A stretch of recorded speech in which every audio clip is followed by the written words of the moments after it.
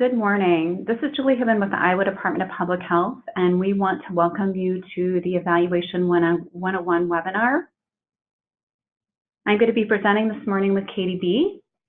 We are going to be providing you with information on a variety of different topics this morning.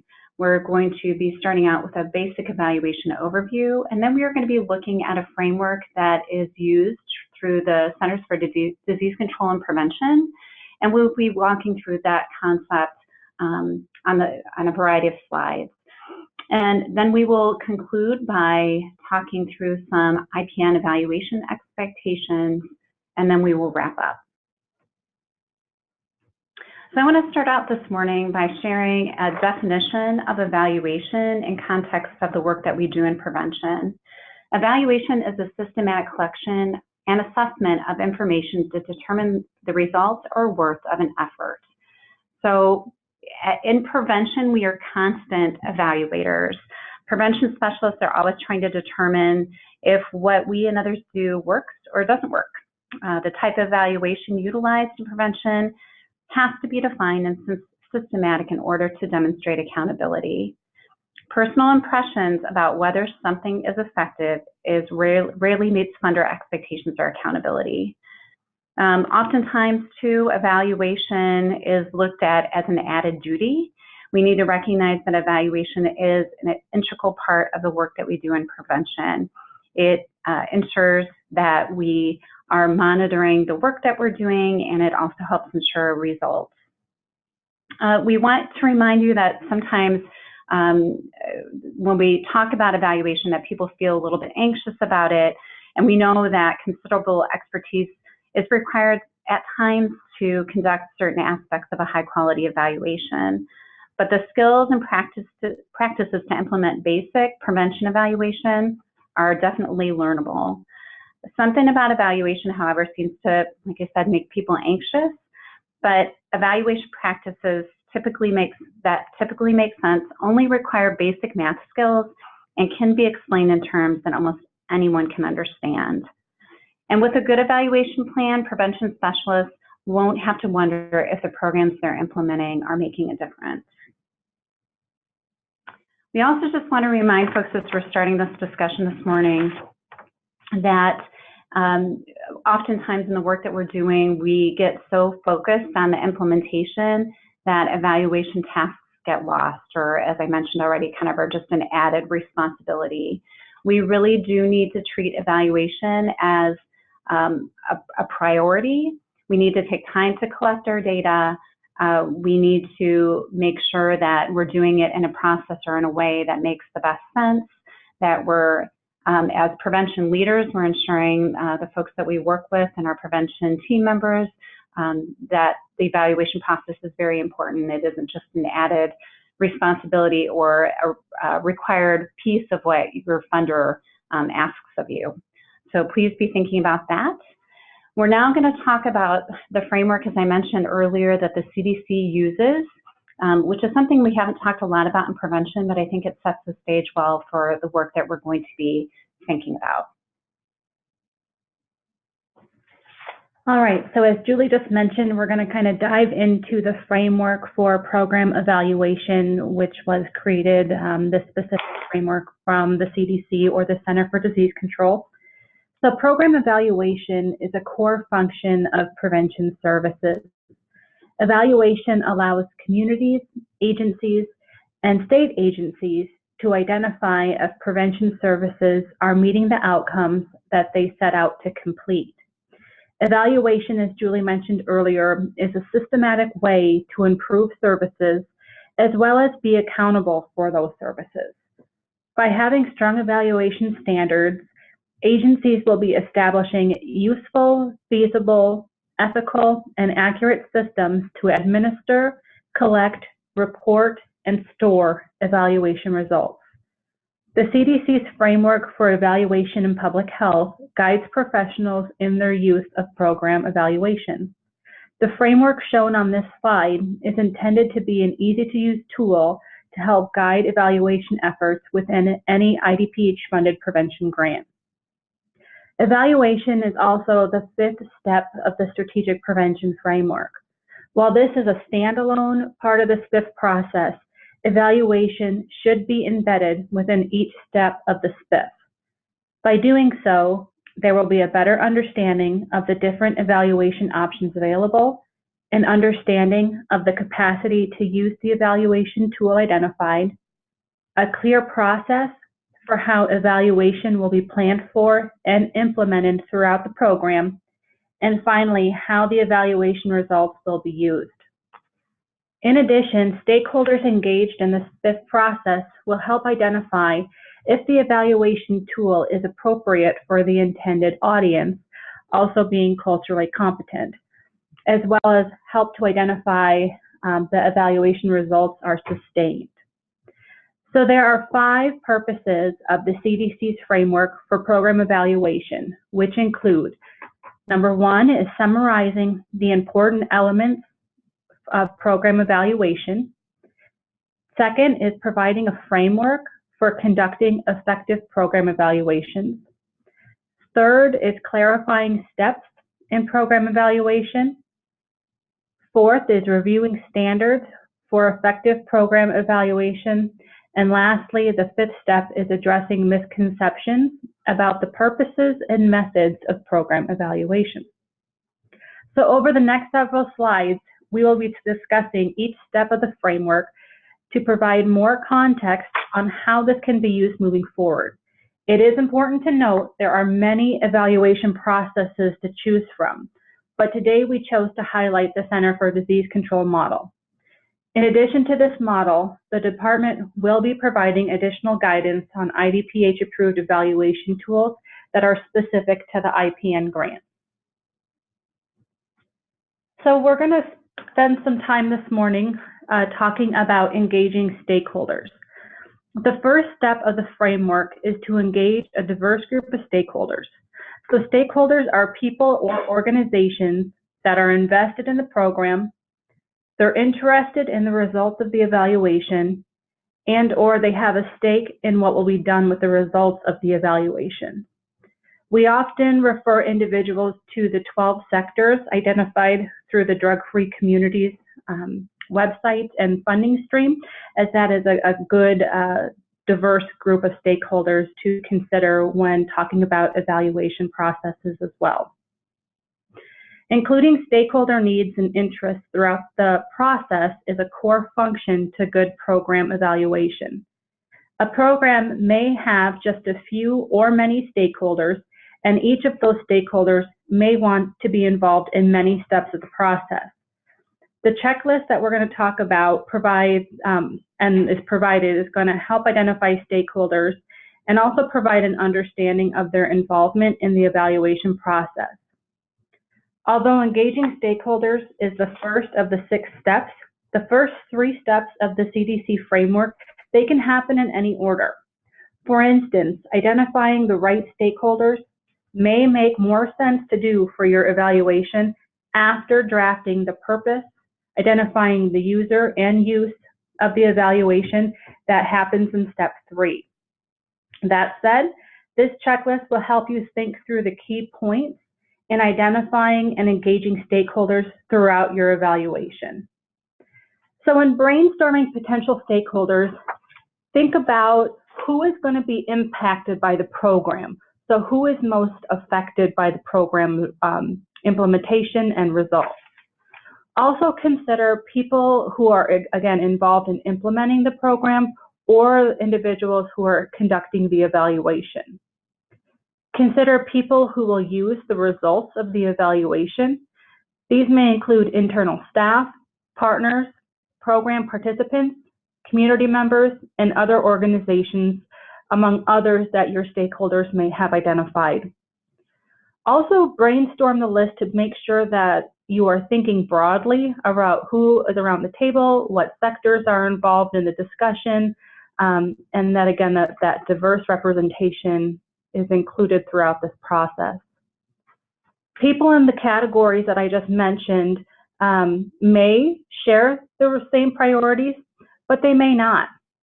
And it's important to include individuals who support the efforts, as well as individuals who may, quote unquote, be critics of the program, to provide an understanding of potential evaluation processes or things to consider moving forward. So if the list that's developed gets long, try to think about a subset of the most important stakeholders to include. So some helpful criteria to think about or to consider includes, will this person increase the credibility of the program or the evaluation? Is the group or the individuals identified in the group, are they responsible for day-to-day implementation of the program activities? Can they advocate for changes to the program that the evaluation may recommend?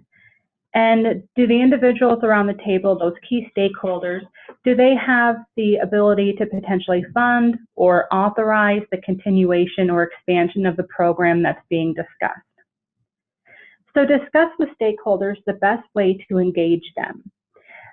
This can also include if they want to be connected to in person, through phone, through email, making sure that you're, again, knowing how to best reach stakeholders involved in this process. So you're meeting individuals where they're at, and they're more likely to be engaged in the evaluation process throughout the beginning to the end of the planning. In addition to knowing how to actually reach these individuals, also consider the following. So what do these stakeholders see as the main outcome of the program? Ask them, what do they see as the main activities of the program? Ask which of the activities and outcomes are most important to them and why. Think about and start to explore with your stakeholder group the types of data that are collected, and think about the resources that it's going to take in order to support and enhance evaluation processes moving forward, making sure that, we'll talk about this a little bit more in depth moving forward, but the feasibility of the evaluation tool. Are there fundamental resources that your community has to not only identify, create, but also implement and sustain the evaluation tool? So once those initial conversations start happening, your role will really be to examine the results of those discussions and share it with your stakeholder group moving forward to ensure that everybody is on the same page. So step 2 focuses on describing the program. And one way to complete step 2 is with the development of a logic model to guide prevention efforts. And a logic model is really like a roadmap, and it helps keep everyone on track. It helps clearly define the direction that you're going. So a logic model is a graphic description that presents the shared relationships among the resources, activities, outputs, and outcomes or impacts for your program. It shows the relationship between your program's activities and its intended effects, an implicit if-then relationship amongst program elements. If I do this activity, then I expect this outcome.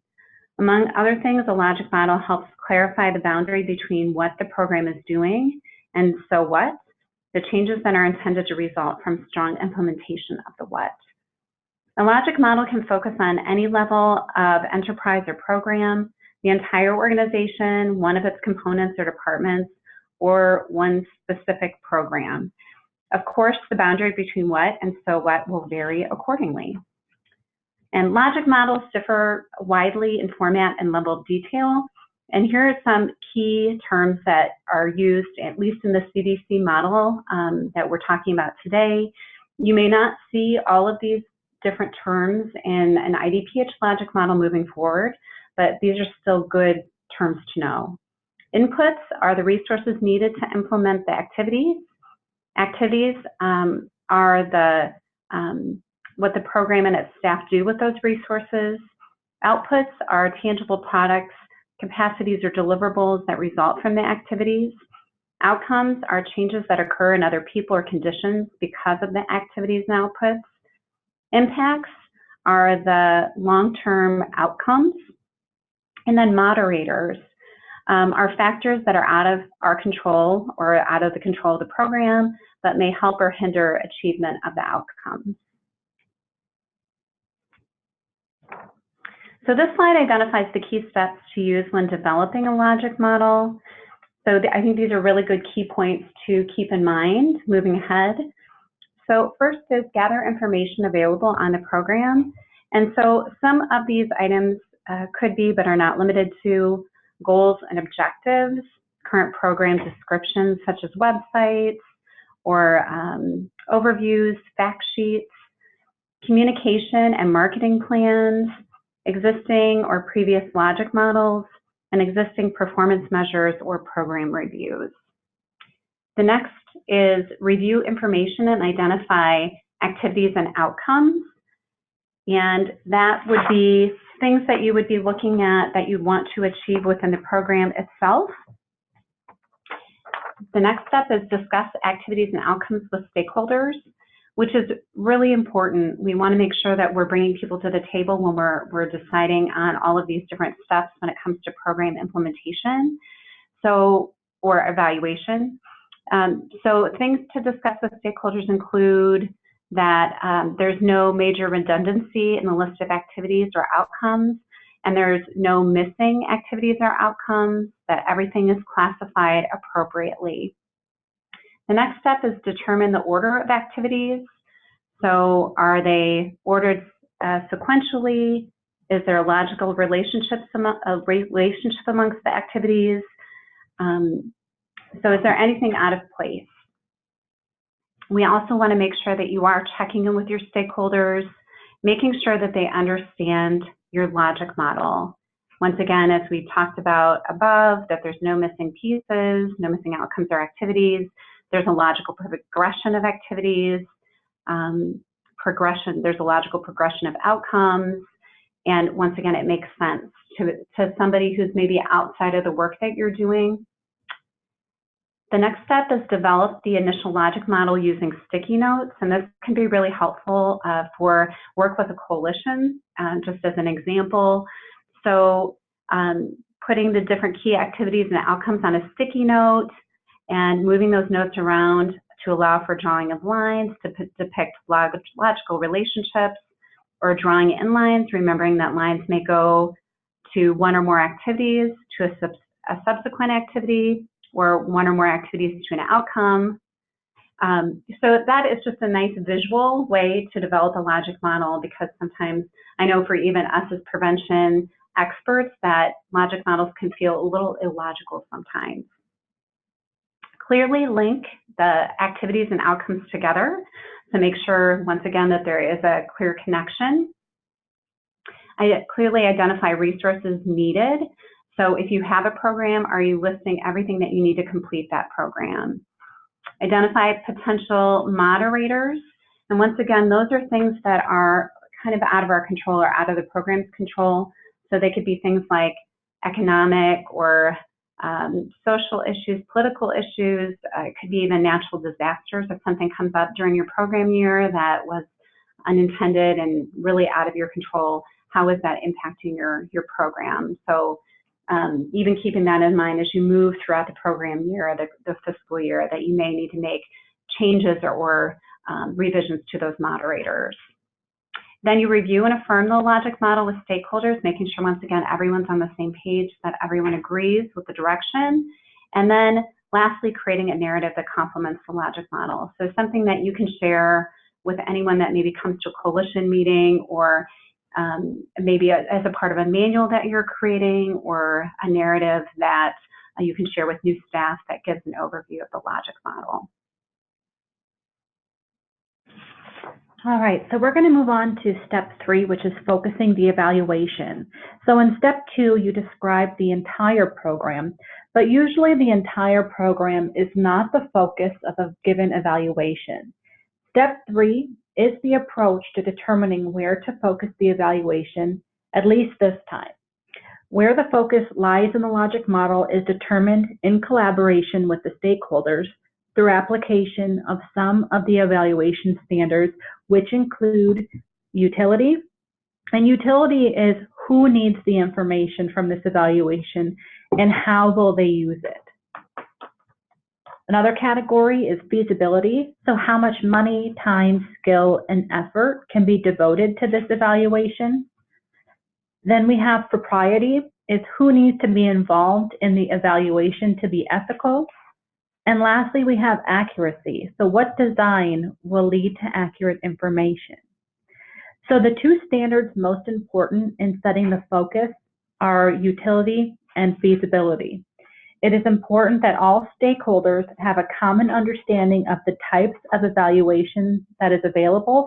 That can include needs assessments, process evaluation, outcome evaluations, impacts. So again, making sure all of that is laid out on the table for the stakeholders so individuals know and firmly understand what options are available so that they can make the most informed decision. So in step 3, they also provide a checklist, which is, I think, very helpful to anyone who's engaging in evaluation process, just to make sure that some of these common themes are identified or at least being discussed with those stakeholder groups. So we're going to review the checklist that, again, will assist in step 3. So standards help you assess or choose among options at every step of the framework. But some standards are more influential for some steps than others. So again, as mentioned in the previous slide, the two standards most important in setting the focus are utility and feasibility.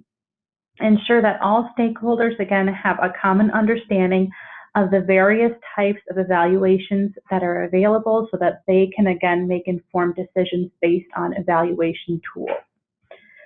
Using the logic model, we want individuals to think through where you want to focus your evaluation and what that's going to look like.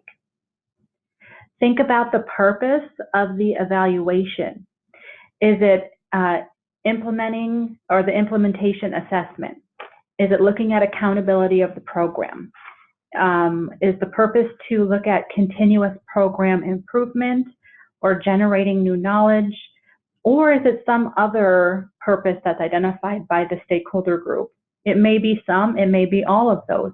But again, having that kind of vital conversation with your stakeholders about what is the purpose, what's the overall outcome that we're hoping to achieve throughout this process.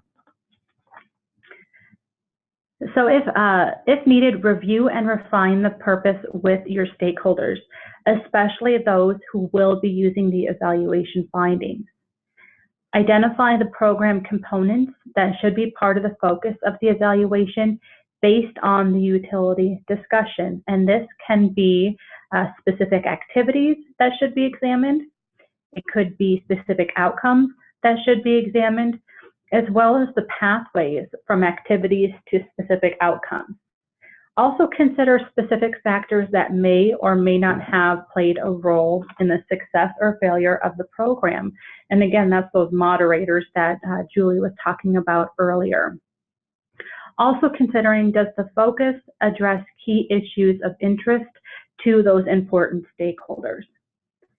Thinking about feasibility, are there issues of cost, efficiency, and/or cost effectiveness that's important to discuss to some or all of those stakeholders? Are there components of the program, such as activities, outcomes, pathways, or inputs or moderators that must be included for reasons of ethics or propriety? Are there components of the program that must be included to ensure that the results focus is accurate? Has your stakeholder group conducted a reality check, which is basically conducted to assess if the evaluation needs to expand its focus? We also want to talk about specific evaluation questions. Have they been developed? And that leads right into considering the evaluation design. So when thinking about the evaluation design, did the stakeholder group talk about the population of focus? Did they discuss the length of the questions or how long the evaluation tool will be used? A good resource to consider is the Community Toolbox, and they have a page specifically designed to evaluation plans. And some of the few reasons why they justify why an evaluation plan should be used is the following. It guides you through each step of the process of evaluation. It helps you decide what sort of information you and your stakeholders really need. It keeps you from wasting time gathering information that isn't needed. It helps you identify the best possible method and strategy for getting the needed information. It helps you come up with a reasonable and realistic timeline for evaluation. And most importantly, it will help you improve your initiative. Again, as we started off this Evaluation 101 training today, we talked about how the evaluation process really should be embedded through each step of the strategic prevention framework. And to me, that leads specifically to that evaluation plan to make sure that your stakeholder group is engaged throughout each step, that there is a robust conversation taking place about kind of the who, what, where, whens, whys, and hows of an evaluation, and then ultimately leading to an evaluation plan going through all of those, I should say, leading from those discussions and the development of logic models, and looking at all of the core functions that we talked about earlier as well. Excuse me.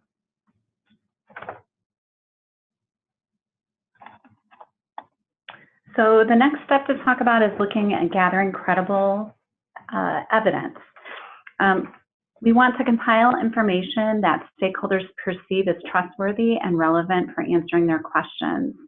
Information can be experimental or observational, qualitative or quantitative, or it can use and include a mixture of methods. Adequate data might be available or easily accessed, or it might need to be defined in new data collected. Whether a body of evidence is credible to stakeholders might depend on factors such as how the questions were posed, sources of information, consistent conditions of data collection, reliability of measurement, validity of interpretations, and quality control procedures. And so the evaluation, this step, when you're gathering credible evidence, it really enhances the evaluation's utility and accuracy. It helps guide the scope and selection of information and gives priority to the most defensible information sources. It promotes the collection of valid, reliable, and systematic information. That is the foundation of any effective evaluation.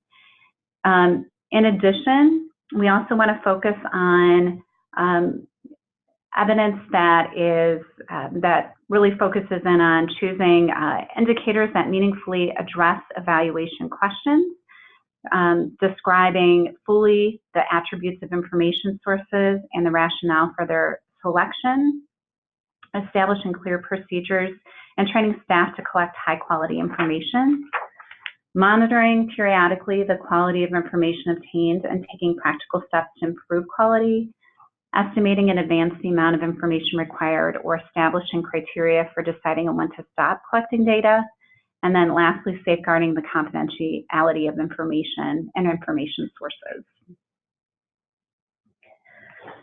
So we're going to talk a little bit about justifying conclusions. So justifying conclusions is making claims about the program that are based on data and have been compared against an agreed upon set of standards. Conclusions are justified when they are linked to the evidence collected and are consistent. So on this slide, we're going to focus on 5 elements, which are standards, analysis, interpretation, judgment, and recommendations. So thinking about those 5 elements, we want you to at least consider the following. Are appropriate methods for analyzing and summarizing the findings used? When interpreting the results to decide what the findings mean. So are those stakeholder groups involved in interpreting the results, having meaningful dialogue about what those results could mean, and again, kind of being on the same page and having an open forum with that stakeholder group to have that discussion. Are you making judgments according to the established set of standards? For example, are the outcomes positive or negative? Are they high or low, etc.? Is your group considering alternative ways to compare results? Are they compared with program objectives? Are you using a comparison group? Are you looking at national norms? Are you looking at past performance or needs? So thinking about where that source really came from that you are comparing your data results against. Are you developing alternative explanations for findings and discussing why these explanations should be discounted? Again, making sure that stakeholder group is part of that conversation to think about, why did the outcome show this way? What are some potential variables or moderators maybe that may have impacted the outcomes? Is this on track to what we thought was going to be achieved? If so, discuss that. If not, again, kind of look at what are potential things that could have impacted those outcome results. And then lastly, recommend actions or decisions that are consistent with the conclusions. Is this a program that's going to want to be continued? Is this something that had very positive and favorable outcomes that's going to want to continue to be supported by your organization? Again, looking at those recommendations from those stakeholder groups and proceeding accordingly. Okay, the last step in this framework is ensure use and share lessons learned. And so I think often in prevention, we probably don't focus on this enough because we're just trying to get our work done, or we're moving on to the next project or the next grant year. So these are really important key steps to be thinking about. So you want to be considering the following. You want to make sure that stakeholders and participants are aware of the evaluation procedures and findings. So how are you sharing the evaluation results? Are you keeping that all internally? Are you only sharing that information with your funders? It's really helpful if you can share the evaluation with the general public, with your coalition, and also are taking a look at those results as a prevention team.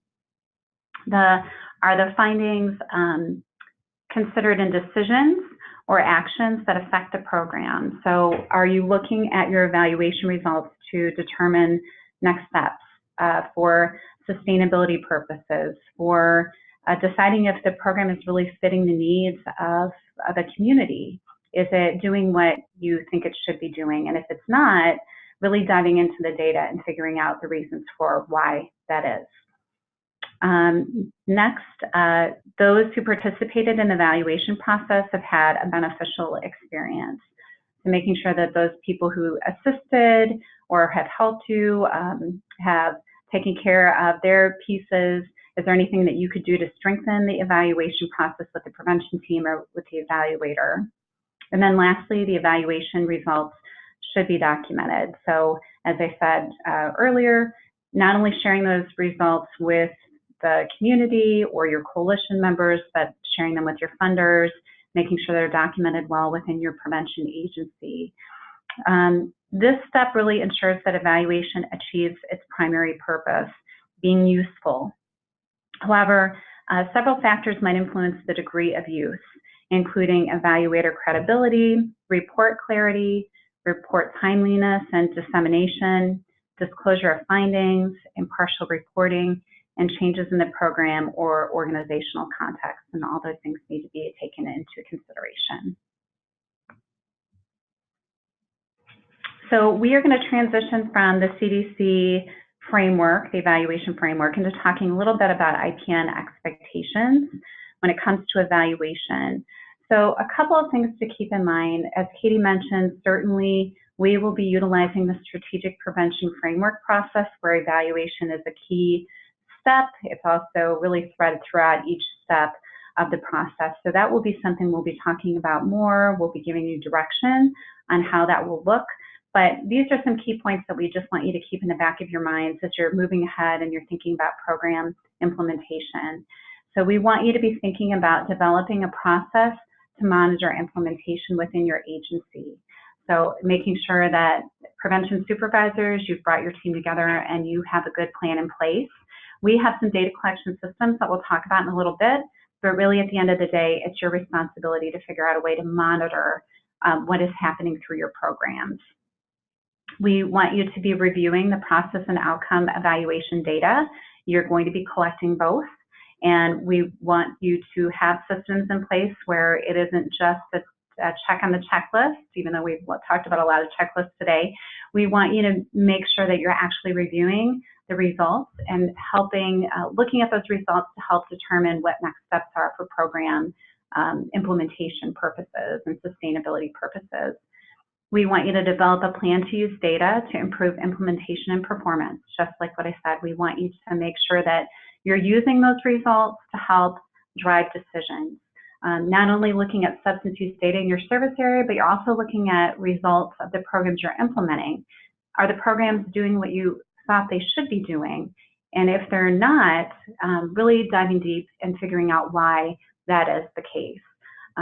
Certainly, there are programs sometimes that we utilize that may not have the results we want for a variety of reasons, but that's something we need to be taking time to look at and not just sharing results with our funders or community members and not taking a look at them and maybe asking some tough questions. And then lastly, using data to determine what outcomes need to be sustained. We have a responsibility to keep figuring out what's working and then supporting those efforts. We also want to make sure that we're encouraging others in our communities to take on some of our programs, and because we can't do it all. So if there's a program that's working really well in the school and your agency has supported that program for a number of years, if the school believes in its purpose and and they're seeing good outcomes and good results, maybe it's time for that school to take that program over. Or if you have a grant that's coming to an end, what programs do you really want to focus in on to make sure that are sustained even if your grant funding is done? So those are things we want you to keep thinking about that are bigger picture. And then obviously we will have specific things that we will be talking with you more in depth about when it comes to evaluation. So we've had questions about when to pre-post survey. We've had questions about how evaluation looks with all the different types of services that we're supporting through IPN. We will be talking with you more about that, and we have some resources we'll be sharing with you as we move ahead. We will be training you on the SPIF process and coming up with some deliverables that will help you figure out a good evaluation plan for your project, for your service area. We also are using Qualtrics and iSmart as data collection systems for this project, and we will be training you on how to use those. I will let you know that those are not the only two components of the evaluation for this grant. Certainly Qualtrics data, the pre and post survey results that you enter into that system, as well as iSmart entries, help us report to SAMHSA and state legislators or a variety of folks that want to know what you're doing through the IPN prevention funding. But there will be other components that we will be asking you to look at in addition to using those two systems to help inform our efforts and the evaluation for this project. So those certainly are two important components, and we use them to report to SAMHSA and lots of other folks.